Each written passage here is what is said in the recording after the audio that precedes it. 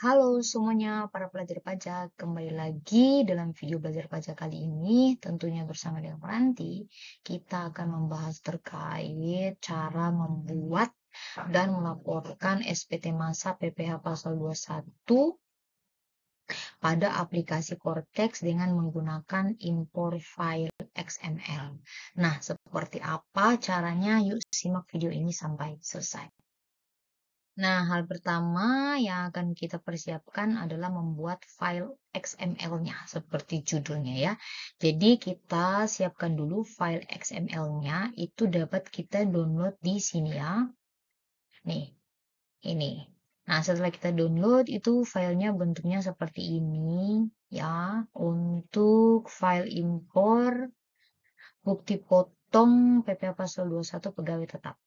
Nah, jadi yang pertama, di sini yang kita isi adalah data. Nah, ini itu hanya pelengkap-pelengkapnya. Di sini juga ada kode-kode pajaknya dan lain-lain. Bisa dilihat jika tidak tahu ya.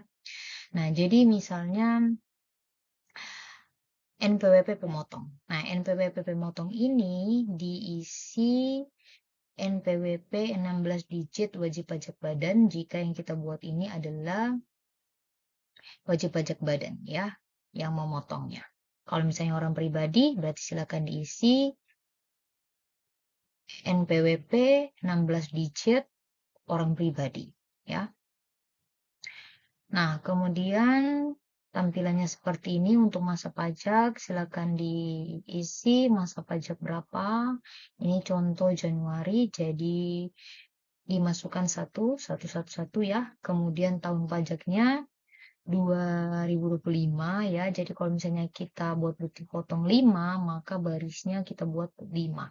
Kalau misalnya 10, silakan dibuat 10. Itu hanya ditarik aja bisa ya, atau di copy bisa.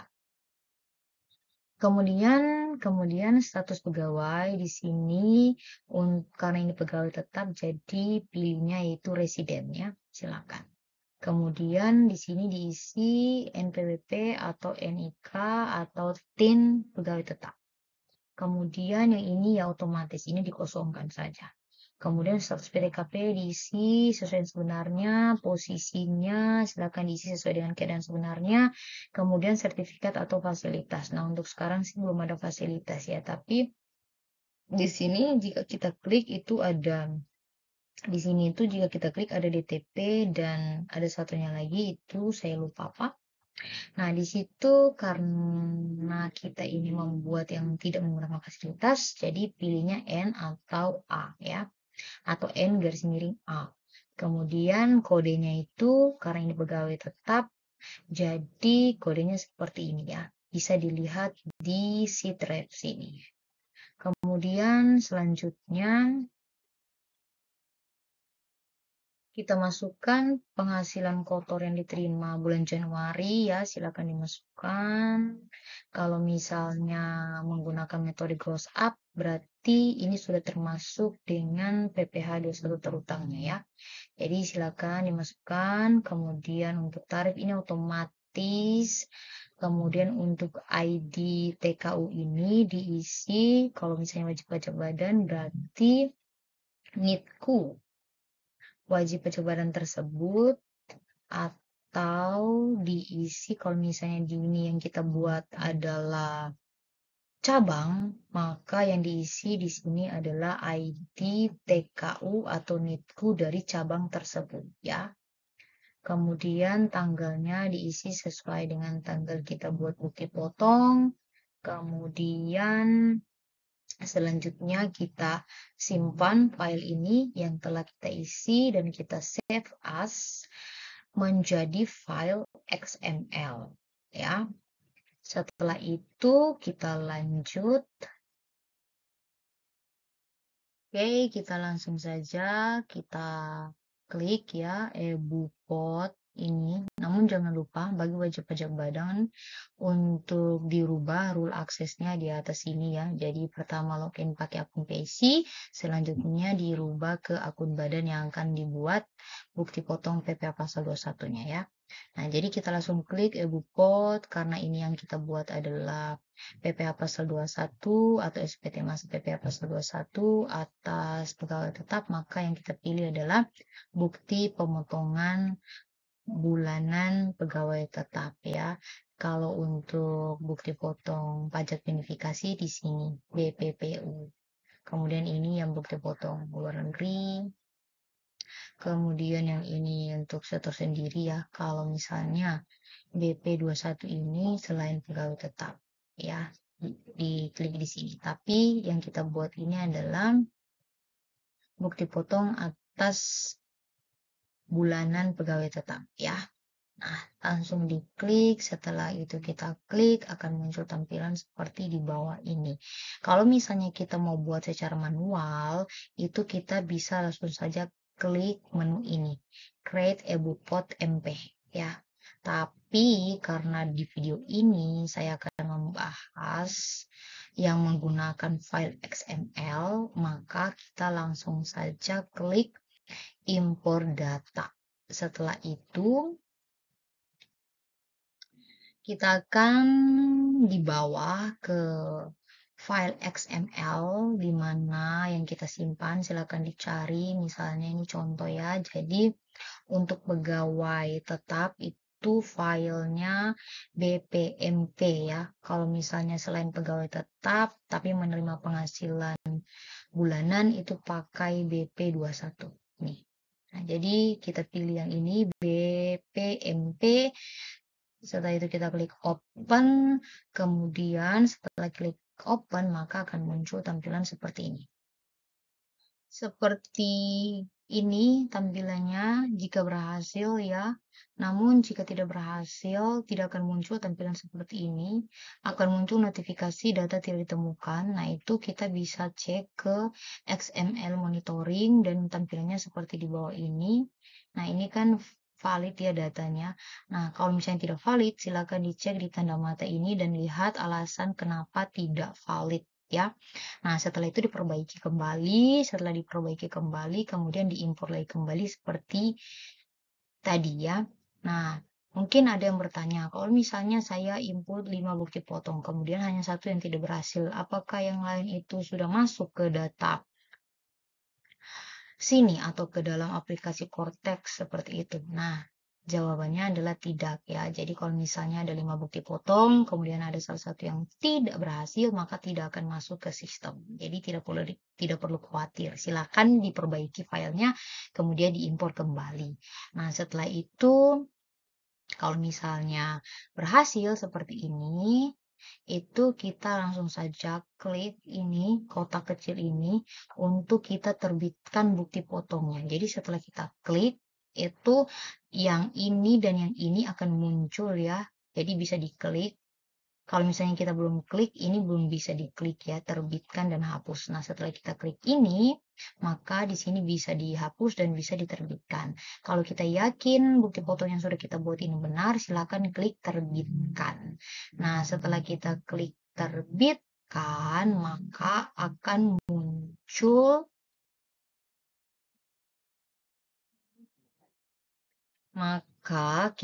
maka akan muncul, tadi kan kita klik di sini ya, jadi akan muncul notifikasi data tidak ditemukan. Nah, kita klik telah diterbitkan. Jadi telah diterbit, ini silakan diklik. Setelah kita klik itu akan muncul tampilan seperti ini. Jadi tadi akan muncul rincian bukti potong yang telah kita terbitkan itu di sini ya. Kalau misalnya tidak valid itu seperti ini tandanya. Nih. Jadi kalau misalnya tidak ada data dan kita klik itu ada notif tidak ada data yang ditemukan. Seperti itu. Jadi kalau misalnya bukti potong sudah kita terbitkan, itu kita klik di menu belum terbit ini akan muncul notifikasi seperti ini ya. Jadi untuk mengetahui apakah sudah berhasil diterbitkan atau tidak, itu kita klik telah terbit. Itu akan muncul bukti potong yang telah kita terbitkan ya. Kemudian setelah kita selesai terbitkan bukti potongnya, langkah selanjutnya adalah kita langsung buat SPT-nya ya. Kita langsung buat surat pemberitahuan. Jadi langsung kita pindah. Kalau tadi kita buat bukti potong di EBUPOT, sekarang kita pindah ke surat pemberitahuan ya di sampingnya. Silakan diklik. Setelah itu kita pilih surat pemberitahuan. Kemudian setelah itu akan muncul tampilan seperti ini. Kemudian kita klik buat konsep SPT. Setelah kita klik buat konsep SPT akan muncul tampilan seperti ini. Kemudian setelah itu kita langsung saja klik PPH pasal 21 atau 26. Kemudian kita klik lanjut. Setelah itu akan muncul tampilan seperti ini. Kita diminta untuk memilih periode dan tahun pajak. Silakan dipilih Januari ya. Kalau misalnya kita lapor Januari, kemudian kita klik lanjut. Setelah itu akan muncul tampilan seperti ini. Kita diminta untuk memilih model SPT, ya otomatis normal ya bagi yang baru pertama buat. Kalau misalnya buat pembetulan, ya pasti pembetulan. Silakan setelah dipilih, silakan langsung klik buat konsep SPT. Nah, setelah kita klik buat konsep SPT, akan muncul tampilan seperti ini. Nih, seperti ini. Jadi di sini itu ada rincian SPT apa saja yang telah kita buatnya. Contoh tadi adalah SPT PPh 21 atau 26 ya. Nih, seperti ini. Nah, setelah itu kita lengkapi datanya dan kita akan lapor. Jadi kita klik menu atau tanda ini ya, tanda pensil ini. Silakan diklik. Setelah kita klik akan muncul tampilan seperti ini. Jadi ada induk, kemudian ada lampiran 1A, kemudian selanjutnya ini ya. Jadi seperti ini lampirannya, kemudian tampilannya ya. Kemudian selanjutnya kalau misalnya kita klik L, lampiran yang ini itu untuk daftar pemotongan pajak penghasilan PPh 21 dan atau 26 selain pegawai tetap dan seterusnya ya. Itu akan muncul di sini. Kemudian kalau misalnya kita klik lampiran yang L2 ini itu untuk daftar pemotongan 1 tahun pajak dan seterusnya itu muncul di sini. Kemudian kalau misalnya kita klik L1B itu akan muncul tampilan seperti ini ya. Ini bisa digeser ke bawah, di scroll ke bawah. Ini hanya tampilan setengahnya. Itu untuk daftar pemotongan pajak penghasilan 21 bagi pegawai tetap dan seterusnya. Kemudian kalau misalnya kita klik yang lampiran 1A itu tampilannya seperti ini, bisa juga di scroll ke bawah, ini hanya setengah. Ini untuk daftar pemotongan bulanan pajak penghasilan bagi pegawai tetap dan selanjutnya ya. Nah, selanjutnya kita klik induknya tadi ya. Itu jika kita yang induknya tadi, jika kita scroll ke bawah, itu akan ada di bagian D, itu pernyataan dan tanda tangan.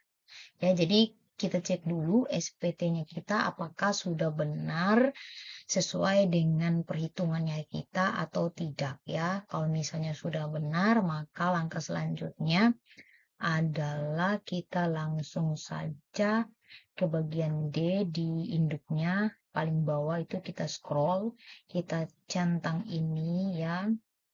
Kemudian selanjutnya kita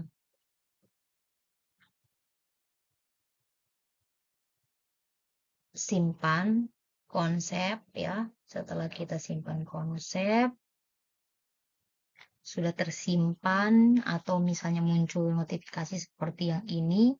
Nah, ini kita tunggu karena lagi berproses ya. Kemudian selanjutnya kita klik lagi bayar dan lapor. Nah, setelah kita klik bayar dan lapor ini, maka akan muncul tampilan seperti di bawah ini, tanda tangan dokumen. Ya, tanda tangan dokumen ini silakan dimasukkan ya untuk kode otorisasinya sesuai dengan ID penandatanganan. kemudian klik simpan. Setelah kita klik simpan, kita klik konfirmasi tanda tangan. Nah, kita klik konfirmasi tanda tangan, itu bisa muncul notifikasi seperti ini juga, atau kalau konteksnya lagi bagus, itu langsung muncul seperti ini ya. Nah, jadi kalau misalnya sudah muncul seperti ini, kita langsung dibawa ke tampilan seperti ini, yang di sebelah sini. Nih, SPT dilaporkan. Itu akan muncul di sini. Nih, nah ini akan muncul di sini kecuali SPT kita tuh nihil ya. Tapi kalau misalnya SPT kita bayar, maka kita akan dikirimkan kode billing setelah kita klik tadi lapor dan bayar itu. Jadi kode billingnya itu akan otomatis terdownload. Jadi silahkan dicek, di-download dan dibayar dulu. Nah, setelah dibayar, kita cek lagi itu nanti SPT-nya itu, kalau misalnya kita sudah bayar, itu SPT-nya langsung otomatis ada di status SPT dilaporkan. Seperti ini nih. Nih. Jadi kalau misalnya nihil, kita klik tadi bayar dan lapor, atau kayak PPh tidak terutang, kita klik tadi bayar dan lapor, itu langsung statusnya SPT dilaporkan. Nah, untuk yang PDF ini, itu adalah SPT masanya, dan untuk yang warna biru, warna hijau ini, sorry, nah ini untuk bukti penerimaan elektronik. Jadi silakan diklik untuk mendownload. Jadi contoh dari bukti penerimaan elektronik atau BPE itu seperti ini nih. Nah, jika kita sudah menerima ini, silakan diarsip karena ini adalah bukti penyampaian SPT masa PPh pasal 21-nya kita. Kemudian contoh dari SPT-nya adalah ini. SPT masanya contohnya seperti ini tampilannya. Ini masih ada ya sambungannya. Tapi ini hanya tampilan setengahnya saja. Contohnya seperti ini.